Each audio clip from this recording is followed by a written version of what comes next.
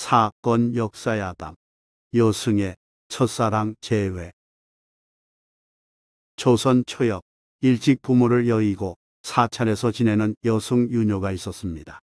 유녀는 어려서부터 제법 예쁘더니 방년에 남자들 대부분이 쳐다볼 정도의 상당한 미인이 되었습니다. 방년은 꽃다울방, 해년이라는 의문 그대로 꽃처럼 아름다운 나이라는 뜻입니다.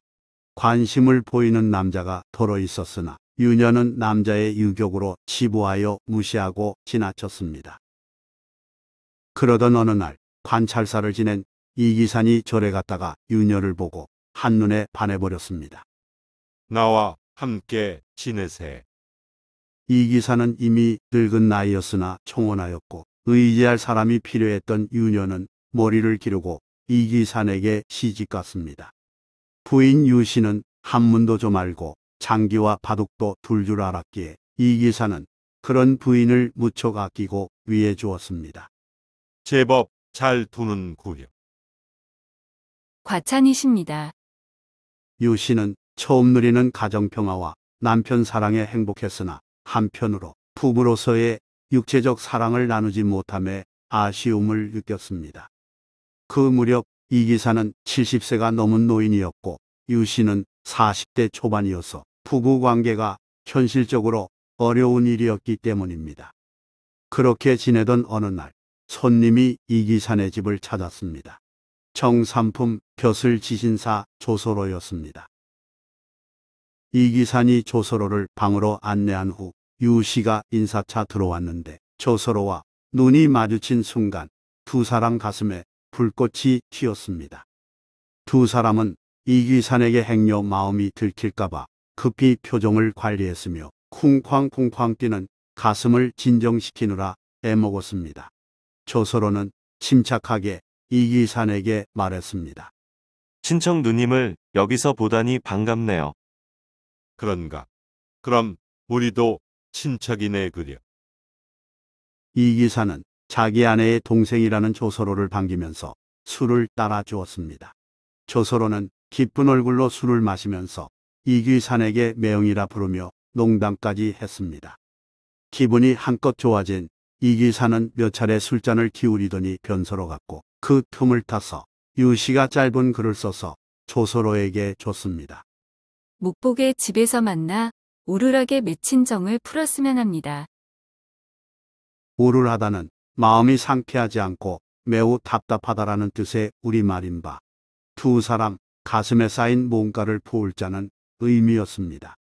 또 목복은 박씨의 파자로 조서로의 누이 동생이 박씨에게 시집가서 낳은 아들 박동문을 가리키는 말이었습니다.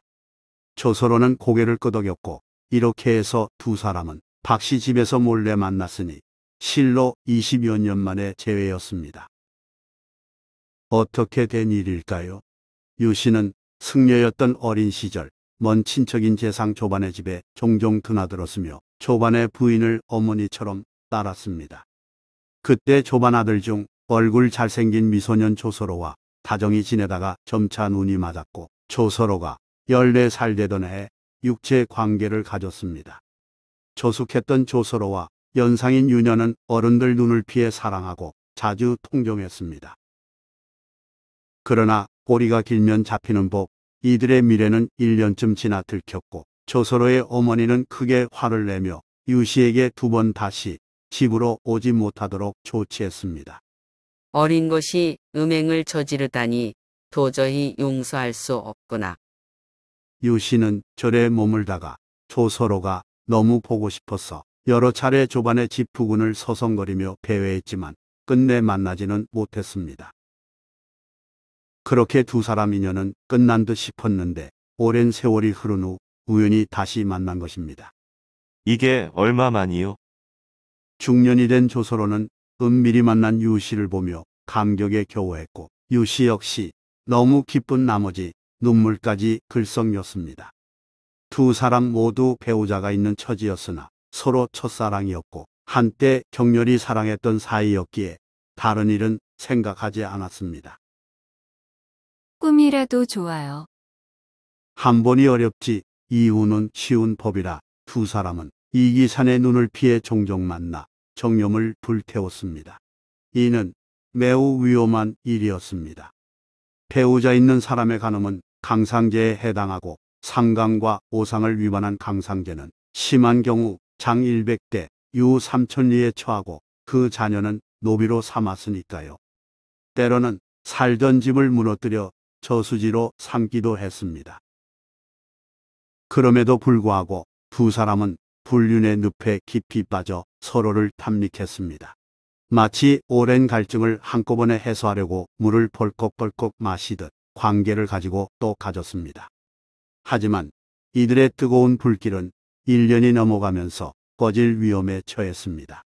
소문이 점차 퍼져 사헌부까지 알게 됐으며 종업품 지평 남지가 본격적으로 수사에 나섰습니다. 이건 보통 일이 아니로다. 남지는 먼저 조서로의 구사들을 체포했습니다. 구사는 임금이 종친과 공신에게 준 하인을 이르는 말입니다. 이를 통해 조서로의 행적을 밝혀낸 남지는 이어 미래 때 유씨의 심부름을 한 노인을 다그쳐 두 사람의 내밀한 관계를 철저히 확인했습니다. 남지는 그 내용을 상관인 대사원 하연에게 보고했고 하연이 모두를 물리쳐달라고 한 뒤 세종 임금에게 아뢰었습니다. 전 관찰사 이기산의 아내 유씨가 지신사 조서로와 간통하였으니 이를 국문하소서.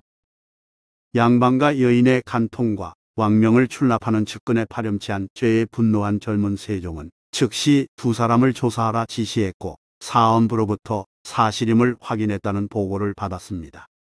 대사원은 그들을 엄히 다스려 같은 일이 벌어지지 않도록 본보기로 삼아야 한다고 강력히 건의했습니다.